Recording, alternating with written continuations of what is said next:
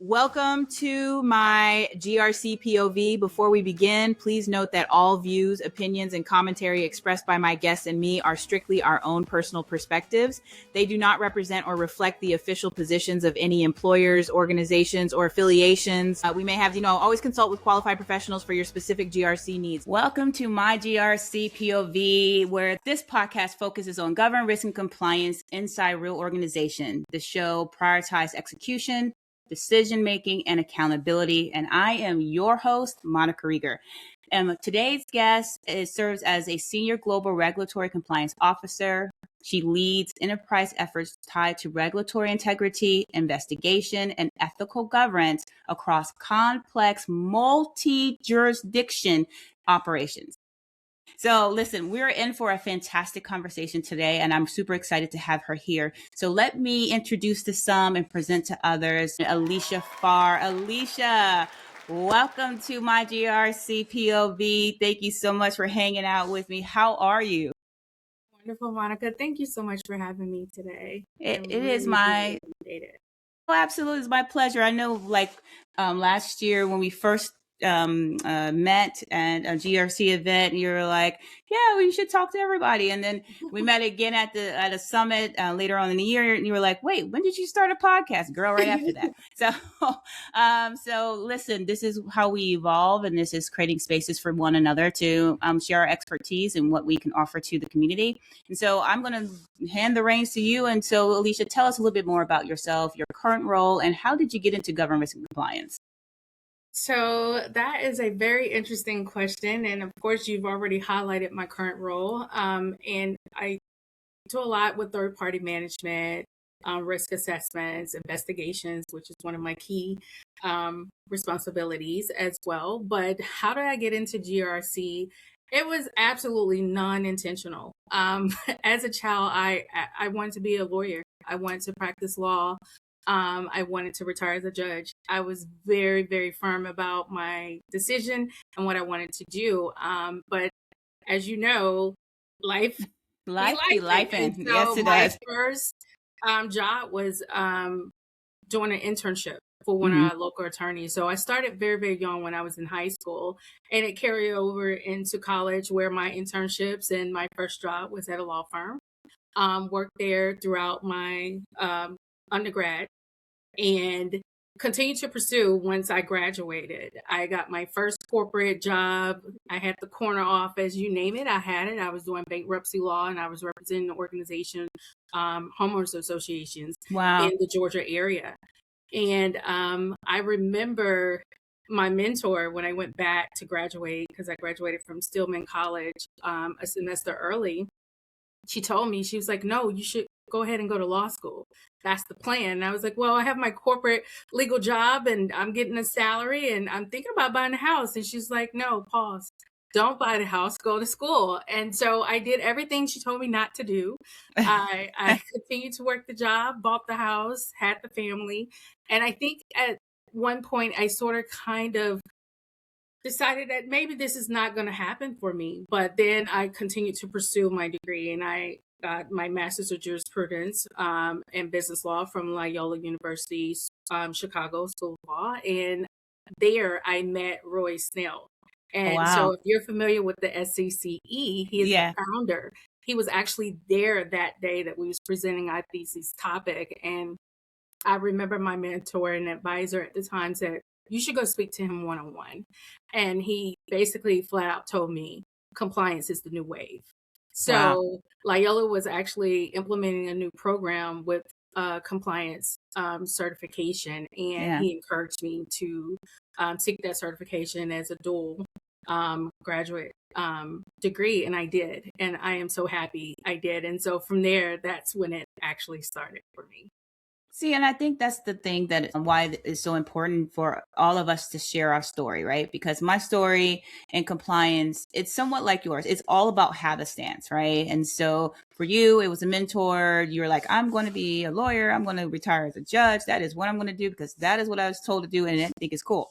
And then it's like, wait, no, but think about compliance. And again, it does require that level of astute grit to dive into legislation and policies and processes and all of those things. But it is a rewarding career. You can move and transcend between industries with these same skill sets, right? For me, I'm cybersecurity. For you, it's, financial and fintech. Like, I think that's fantastic. But yet the principles still remain. And so I love it when we all come together and says, nope, there was no straight pathway for this one. No, absolutely not. Yeah. I have another colleague in the field. She started off as a school teacher, and now she's one of the leading SOC 2 engineers in the field. But everyone's like, she was a great school math teacher, So we define our careers and our pathways, but GRC allows us to do that, and so that is solely dope. So listen, for those who are listening to this podcast, your pathway does not have to be straight. It could be crooked. It can do a loop-de-loop, and it's okay. You will land somewhere, I promise. Absolutely. And so tell me a little bit more about, you have a very strong legal background, right? You've gone to school, you have your master's degree, but how has that played where trends moving from just law to compliance, which is law, cultural intelligence, how has that really shaped your experience around compliance, risk management, ownership? A whole lot, because I think once you learn the basis of legal and in your mindset, your legal mindset, you begin to look at the world differently. Right. And I've reported into general counsels before, and I reported into the chief compliance officer. And I can tell you, the worlds are different. But at the end of the day, you're looking at the regulations to say, how does this apply to my organization? Yeah. What does the culture look like? Where are the regulatory gaps? And I think it sort of kind of helps you analyze differently. And I think for me, I can be in both rooms, right? And understand the language and understand what we need to do. I understand from a legal perspective, it's going to be the protection of the organization. And then from a compliance perspective, it's going to be do the right thing and the protection for the employees and making sure that we're meeting all the regulations requirements. So I think for me, it just sort of kind of helps expand the way that I think, how I show up in the room, putting yourself in the shoes of others and understanding, okay, I understand why you're saying what you're saying and why you think it's important for us to not, act on this immediately. But as far as regulations are concerned, this is a requirement for our organization. So it sort of kind of helps you have a little bit more of a, understanding of both sides. Yeah. And I think that helps us to be better strategists when we are approaching, compliant regulatory changes or implementing new processes so we can meet a compliance change or making those suggestions when we have to work across departments. So when legal knowledge really shifts into operational responsibility. So when does that happen? So when does your legal mind say, okay, wait, this is an operational responsibility, not just terminology and a document, but it needs to become a part of our operational behavior, or for many who knows a SOP. I think it's when you're in the room, you're understanding so I work with a lot of cross-functional teams, but my ultimate goal right now is compliance. My only goal is compliance.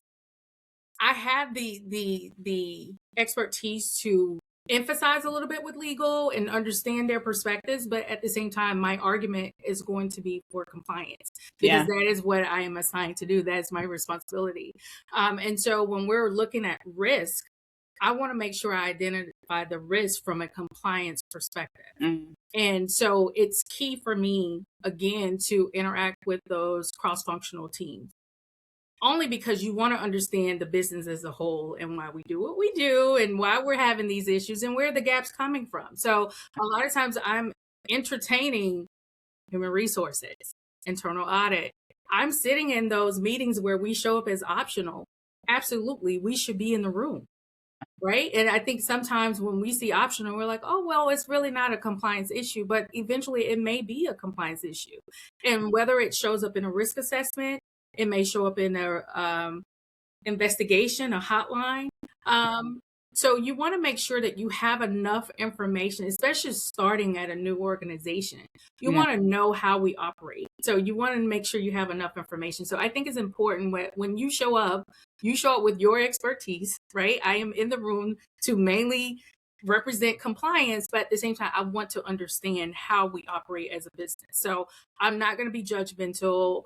And maybe I do have that legal knowledge, but I may not speak up in that aspect because that's not my purpose at that moment. So yeah, I totally agree. And so to that point, like what risk or compliant issues that you've seen or you've experienced really demand the most attention right now in your space?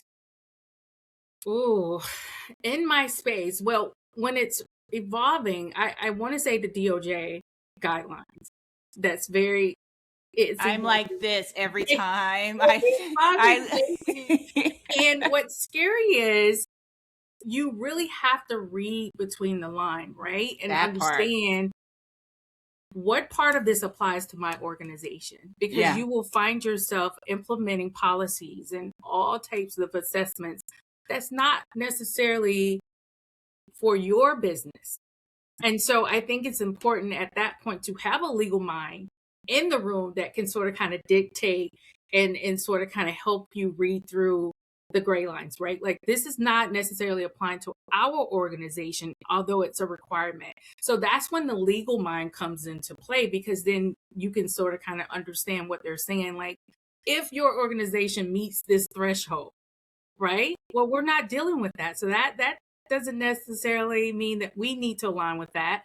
But our policies, yes, we need to go review our policies and make sure our policies are aligned with the current regulations. So I think in that aspect, it sort of kind of plays hand in hand. And right now, that's one of the biggest things. And also the ECCTA, because we are a global organization. And so if you look at the guidelines for both, I think it sort of kind of helps you put everything in perspective. But you may need a legal person to help you if you don't have that knowledge to understand, like, what does this mean, right? And how does this apply to my organization? Yeah, I agree. Oftentimes I tell even my team, I'm like, listen, we shake a hand, make a friend. You go make a friend in legal department so they can help you digest, and they're in legalese, if you will. But to your point, like myself, we'll start diving in and say, okay, is this applicable? This is applicable. This is not applicable. And you write I tell my team, we call it in cybersecurity deviation requests or deviation documents, that it doesn't apply to us because oftentimes in cybersecurity, not every control that is written applies to either the service you provide or the product you provide. But as long as you can justify it, which is a reasonable justification within, industry scope, then move on, right? You can check the box and said you've addressed it. But the whole purpose of it, have you considered that particular control, right? So, but yes, I'm always like cringing every day.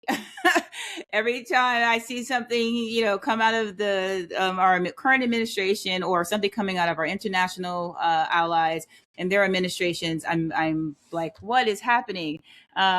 Because even that, just us keeping up is a risk, right? Because we could easily miss something, and then it's like you're on a deadline, which is impacting business. And so this is a typical question that I ask here on the podcast. And I want to ask you this, is where do organizations really struggle most with execution versus intent? So everybody intends to do the right thing, but then there's a lack of execution, or they are executing really well under the wrong guidance. So what are your thoughts on that? So and I love the way that you broke it out, execution versus intent, right? Yeah. Everyone has good intentions. Right? For the most part. Do the right thing. Yes. We all have good intentions to do the right thing. We wake up in the morning, we're excited about the day. We have our task list. We have good intentions, but I think the execution of the task is the difficult part, right? And the challenge is you're not really sure what direction the business is going into, which is why I say it's important to show up in those rooms where you may appear as optional, because there may be a merger and acquisition that's happening and they may not have went through the due diligence process. But you wouldn't know that because you're not in the room, you're not in the space. And I think what often happens with the execution is change of leadership. Yeah. Yeah. Oftentimes that's not communicated. And again, where does it start? At the top. And so if you're not communicating from the top down, I think a lot of times they get lost in communication, which is the execution. Who's executing the work? It's the people that's on the ground. So if it's not coming from the top, and if there's a change in leadership, it's a lack of communication, right? You don't know what direction the business is going in. Why? Because you're not included in those conversations. And I think a lot of times that's what hinders. You have a huge task list as an organization, right? That's given out annually. We all do our performance reviews and annual reviews and mid-year reviews. We do all of those things. But how do we execute them? Who's responsible for these tasks? So I think the execution part always is what's lacking in most organizations, especially where it comes to GRC. Yeah, I agree. Because GRC is understaffed. Oh, is it? I think we all need to, everybody raise your hand if you're understaffed. It's understaffed, right? And so again, we're receiving tasks daily, but there's no execution. Like, who's responsible for this? Who's going to take the lead on this? And I think that's where, when I mentioned the DOJ is evolving and their expectations are very, very high. They don't care that it's on paper. They want to know, what have you executed, right? I want to see the progress in this. We can easily say, I have an amazing compliance program, but there's no execution. Yeah.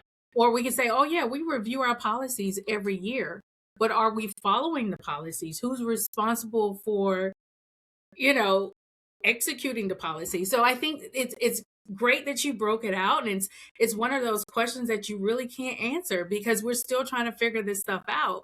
I was in a call this morning, and it was a lot of key stakeholders in there, but there was this one task that no one wanted to take responsibility for, but it is one that is a requirement. So I think execution is definitely a deal breaker. Yeah, and I totally agree, which brings me to my next question to you is, how do we really balance the business objective? Because that's really what you're talking about, is trying to balance the business objectives with the regulatory pressures across, in this case, across global operations for yourself, because you're talking multi-jurisdiction, right? Like, this is you have different demographics. You have a global company who has varying regulations that they have to meet. So it's not just our, US based, administration, but we also have the, varying EU administrations, country administrations, regional administrations. And depending on the service that you provide, it could be product-based, service-based, it could be just general across the board. So what is your recommendation to a person in our specific seats, that how should they really balance business objectives, even though they have these regulatory pressures across the globe? Balance is key, but we don't often have it in our role. So you sort of kind of throw that out the window. You're going to have to get messy. There's no clean way to incorporate compliance into your business. It's a very messy world. And so you have to have a seat at the table. Okay. You have to have a seat at the table. You have to be inside those rooms when those conversations are happening at the beginning of the year. What we currently do, and organizations may have different setups, committees, we do basically a executive board meeting every quarter. And during that executive board meeting, one of the key things that we highlight is any regulatory updates for different regions. And we try to cover whatever is hot for that quarter. So if it happened in Q1, we're not covering that if we're in Q3. We're only talking about Q3 topics, but they get a presentation each quarter. So they have that information before them. Why? Because that's the top.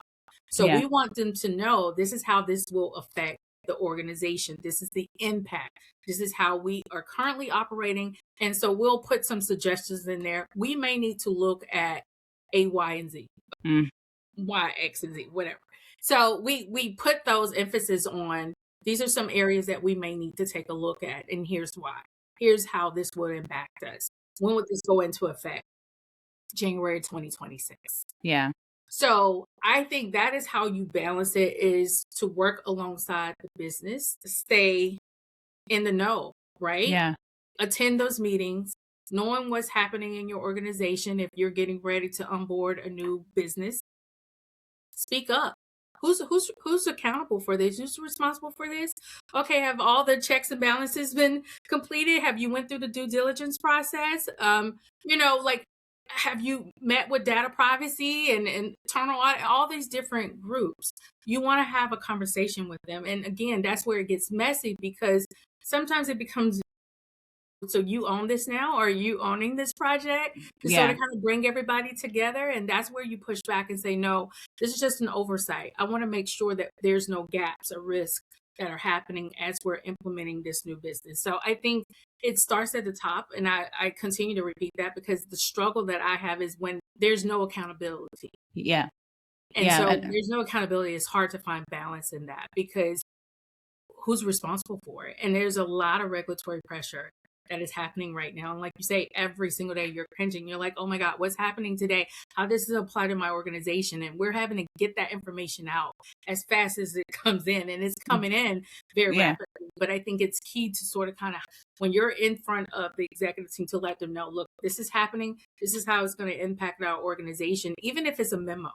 Yeah. Okay. Because there might be, well, we have a committee, but we don't necessarily speak to the executive team. Okay. Then see if you can send out a memo, to say, hey, this is how this is going to impact us, and just wanted to make you aware so that you can start thinking about, what changes you need to make on your team. And if you need my guidance, please let me know. So it sort of kind of puts your name out there. It lets them know that you're concerned, that you're alert, and then also you're aware of what's happening, and you want to keep them in the know. Absolutely, I agree. I think that also helps us in compliance to avoid any blind spots, right? Because I as fast as regulations are being implemented, there's always a chance if there's a blind somewhere you're like, wait, this is a blind spot we didn't realize. And so I think it's important that we continue to have those conversations, but also be in the building. So meaning sitting at the table, understanding the business goals. What are the business goals? And then what are our compliance requirements, and how do we, align those two? Tend to be difficult. I tell anyone that it's very difficult.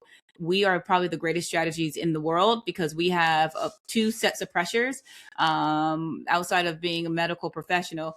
Life and your career is probably the top, but regulatory pressure and your business objectives. And, at the end of the day, for your CEO, unless they come from this world, the bottom line is can we make an extra dollar, right? What's the bottom line? But as for us, we're like, we want to keep the bottom line. I don't know about you. We want to, and so compliant. Right. We want to be compliant. We want to have the bragging rights. It helps with our reputation and our credibility, but it can slow down the process if it's not executed well. Right.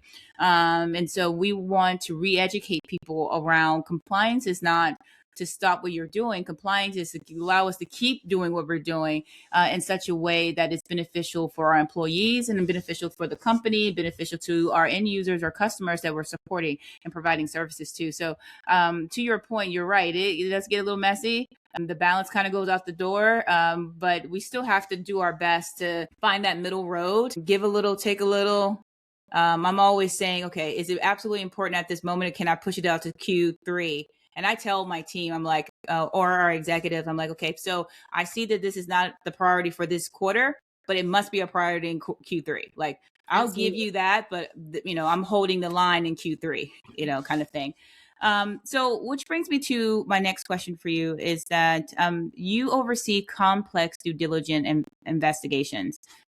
Where do organizations misjudge risk most often? So with your expertise in investigation, there's oftentimes I find when I'm doing internal audits or oversight reviews is that someone made an assumption, or someone says, well, I didn't think, or I didn't believe that was an issue. So what are some of the things where organization really misjudge risk and it's actually a big deal? Repeat offenders. You almost said it. It's repeat offenders, because those are, to me, gaps in our policies and processes. And it may be T&E. which is one that's very, very simple because everyone's doing it. Everyone's using their P cards or their corporate cards, but the misuse. The repeat offenders. And it's almost like, are you testing the system to see how broken it is, right? And so that's where I key in, because again, investigations come into the hotline based on someone reporting them. But there may be an issue in T&E that a T&E manager may be handling, which is why it's important to have those cross-functional relationships. Because you won't know that unless you're in the room, you're on those calls. And oftentimes I'll get called into, and it's optional. It's always optional. And this is where you have to sort of kind of put your big girl panties on, saying, I don't really want to be responsible for only my division. But at the same time, listening in, you might be like, we may need some consequence management here, right?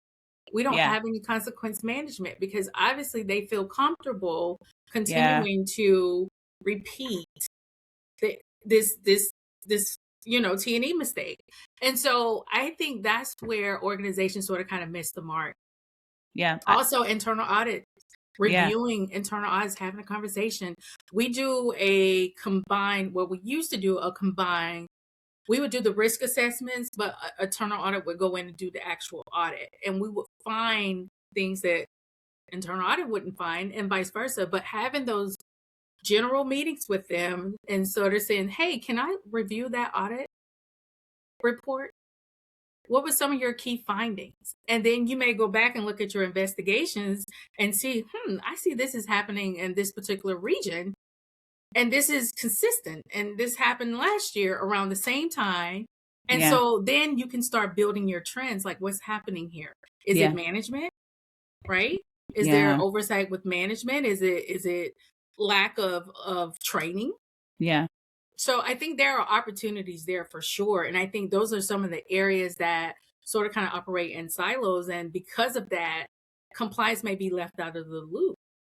But there's some real good data that's in those different divisions, and you can go in and say, hey, how was, your T&E reporting last year? Take a look at it and see, or can you run a report to see if there was some repeat offenders? And you may find that you may have a person who has pretty much learned the system and how we operate and what our thresholds are, and somehow is able to break through. And I agree. In our cybersecurity space, we call that insider threat, right? And so it's interesting that you bring that up, because when there's an incident, we are to report it. So for cybersecurity, we have to figure out the degree of the incident. Is it major, severe? Does it impact our end users to, is it internal? And it's just, a sense of annoyance, if you will. But it is also who performed or executed this violation. At some point, we're going to have to document who was involved. From a compliance perspective, I don't need to know, because I really don't care. I just need to be able to track if you are a repeat offender, because at that point, the threshold is if you're a repeat offender, you become a threat to the organization. That is in my scope of authority.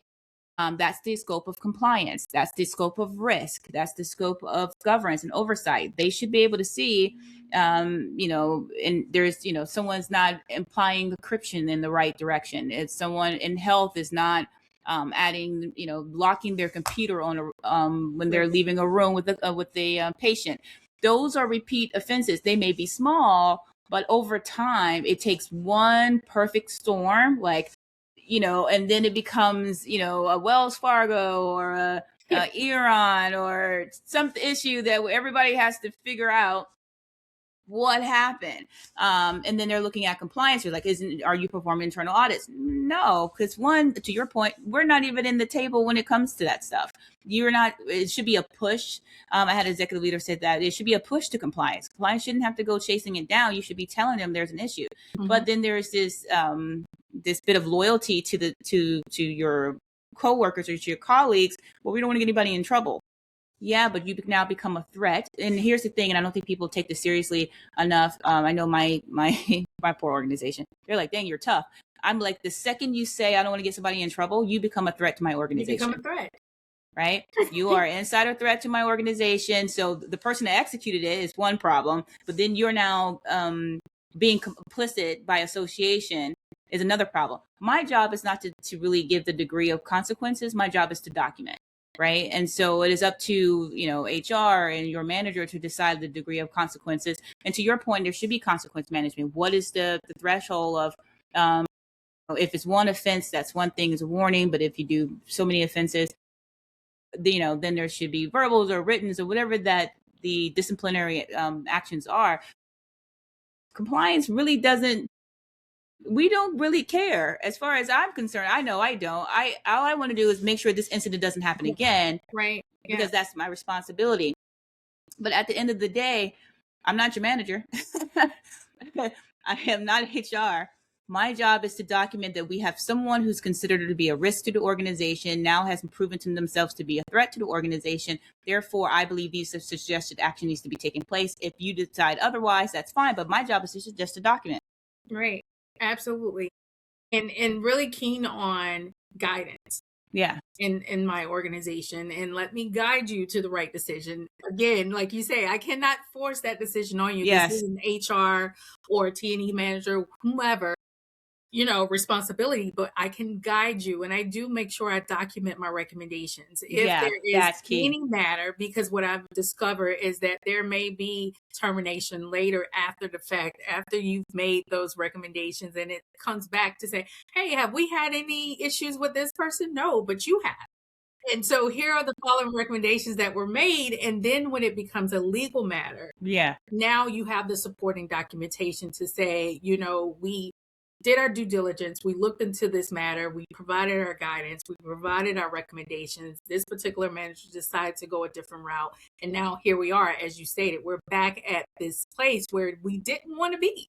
And if we would have took the initiative on this person is a threat to the organization, we may have avoided, this $2,000 now exactly. Now there's a fine. Now we have to absorb the costs and loss, and then over time it goes from $2,000, and then it's like impacting your bonus, then it's impacting your excessive amount of spending, and it all adds up. People, listen to your compliance officers. I'm just saying. Like, we're not your enemy. We're not your enemy at all. So my question to you is, what are some of the other areas outside of repeat offenders? What are some of the other areas in compliance, some of the signals that you trust when you're assessing risk postures, right? Like, things that you see that is going to predict a compliance failure. What are some of those things that you kind of lean toward to say, okay, this is my milestone or benchmarks that I'm looking for, that kind of gives me some ability to forecast? So really, it's looking at the hotline reports, looking at the analytics, understanding the business and how we've grown over the years. So I've been at my company a little bit over 2 years.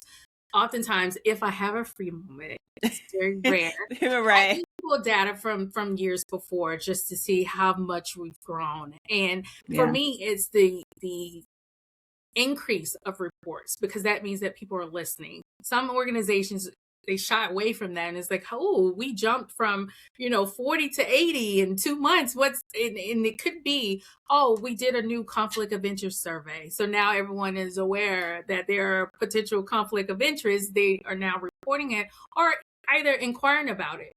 Is this a conflict, right? So all the time, it's not a bad thing. Sometimes it's best practices to see, are those things working in the organization when we do our campaigns for the Speak Up? Speak up, report. And then we have an increase, a jump. It may be, in May. Oh, okay, there was an increase in May. How do you explain that? So I think, though, looking at the different trends and looking at the data points, the analytics, I think for me, that helps me sort of kind of see where we are, or the lack thereof, right? Because again, when you're reading those reports, and to me, internal audit is like a mirror of the organization. And having access to their findings, and then comparing that to some of the reports you're receiving. I'll give you an example. There was an HR matter that was constantly being reported into the hotline, but it was anonymous. So we had no way of tracking it. We had no real data points, no real information, no evidence. But then when I looked at some findings from internal audit, it was like there was a leadership gap. Mm.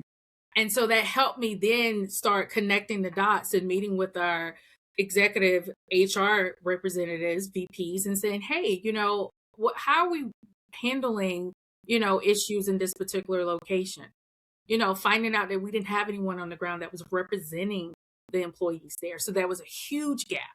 And then filling that gap. So I think it's really digging into those areas that commonly you probably wouldn't look into. Yeah. But sort of kind of like doing your research, doing comparison, talking to your different colleagues and understanding some of the things. Like I speak to compliance experts all the time, and when they're sharing it's a different industry, but some of the information that they share is very similar. And I'm like, wow, I never considered that. Even speaking to you when you're talking about cybersecurity and reading your post on LinkedIn, and sort of kind of I go back and I sort of kind of implement that into our program and say, hey, have we looked at this? Have we considered this? Should we consider this for the upcoming year?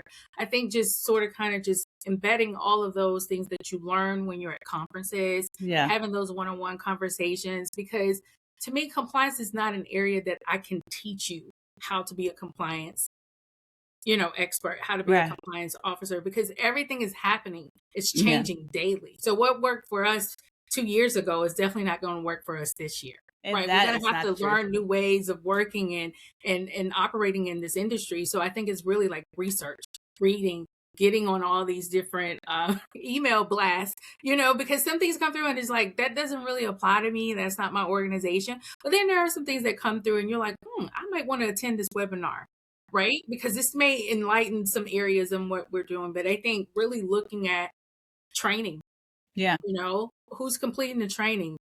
Are they completing the training on time? What area, like that sort of kind of helps understand how the organization is operating and some gaps.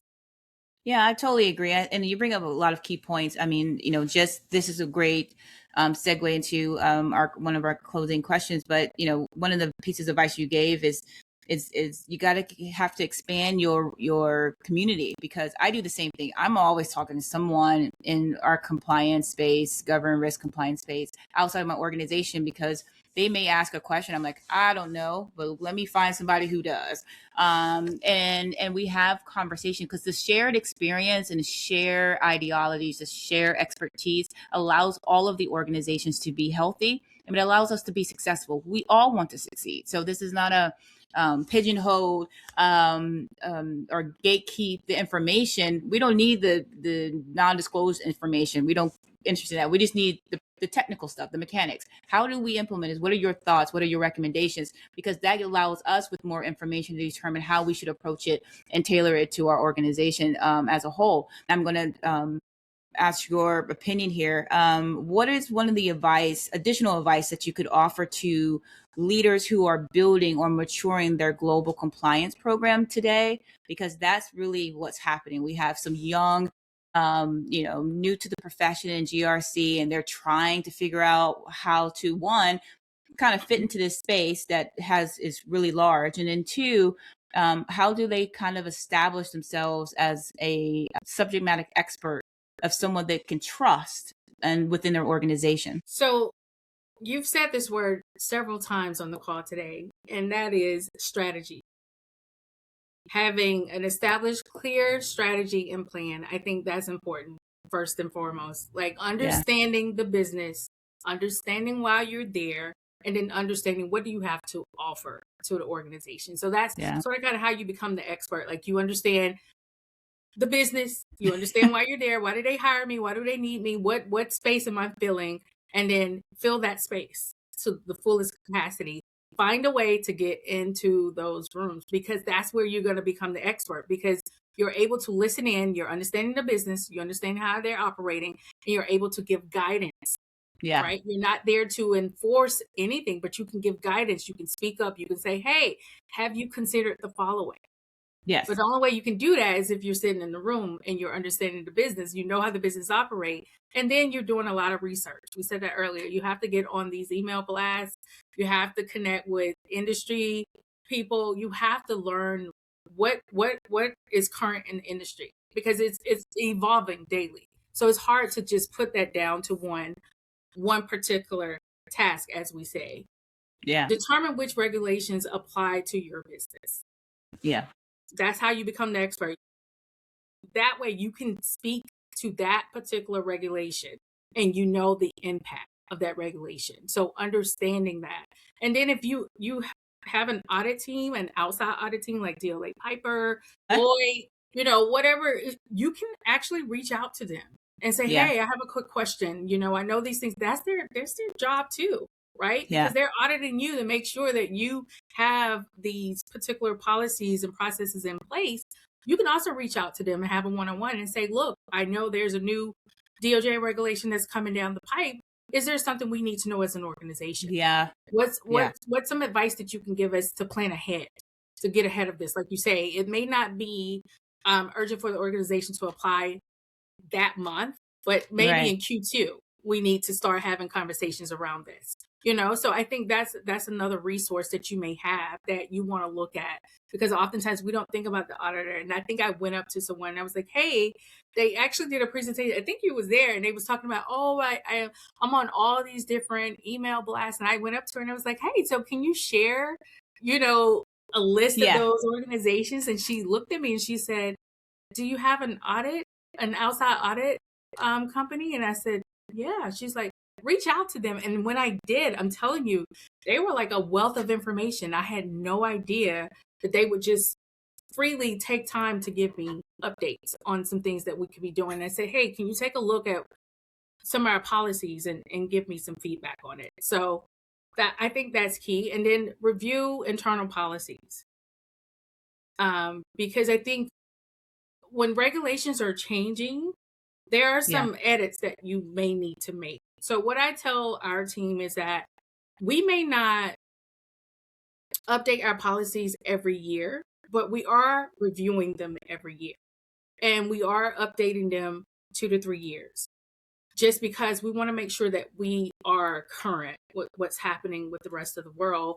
And also that's the enforcement, right? So the policy is there, but then you also have to identify who's responsible for enforcing this policy. Because if you don't have an accountability partner there, you just have a policy. It's just paper. There's no execution, which is what we talked about earlier. So I think that's really, really key. And then partner with the right teams. Find out who your key stakeholders are.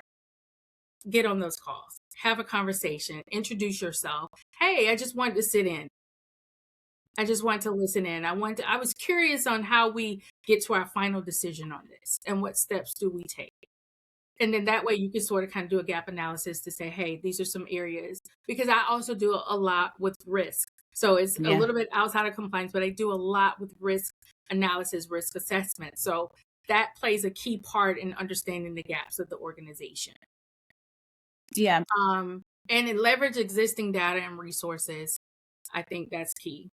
Control testing, your financial controls, understanding who's responsible for that and what kind of controls are we reviewing? Because again, you can identify some gaps there as well. Yeah, so I agree. I think that's really key. And I love the part that you said we need to, expand our reach and our scope, right? Of information. So great point to reach out to the places that you don't think you probably should. Like, people look at auditors as, oh, they're going to come and get me. But auditors have a wealth of information. Auditors are, they have a global regulatory research team, because they have to keep up with what they need to audit, right? There's some requirements there, but also, reach out to people in LinkedIn that tends to be sharing information, because again, I have a little bit of research grit in me, if you will. So I share what I know, because the reason why I'm where I am is because somebody shared the information with me. The information is for everyone. It's not for us to gatekeep. Oftentimes we have to decide, how does it apply to our industry or to a particular part of our business, because it may not be the entire business, maybe a portion of the business that this particular thing, regulation or requirement or control applies to. But also look at governance, risk, and compliance. So if maybe you may be a risk manager, but you're going to have to make friends with people who are in governance and oversight and people who are in compliance. Why? Because all of this is one big gumbo. It all is a bit different, but when it comes together, it is good. And you know, I lived in Louisiana for several years. Listen, there's like 50 other ways to make gumbo, but the end result is, if it's a good gumbo, it's going to taste good. So so all of this is coming together as a unified front for the betterment of your business, you as an employee, but for the most part, for the customers that you serve. And so thinking about it that way really helps with, you know, you building confidence in yourself as a, you know, government risk and compliance professional.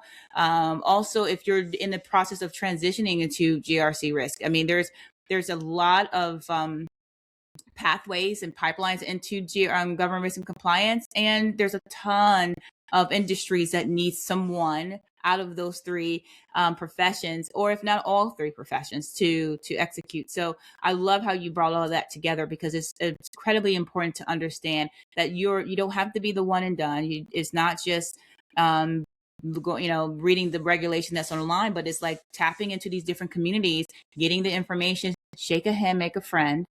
Okay, that's why we go to these conferences, right? And so that we can build a network, so I can say, hey, Alishia, I have this thing. What are your thoughts? And you're like, girl, let's talk about it.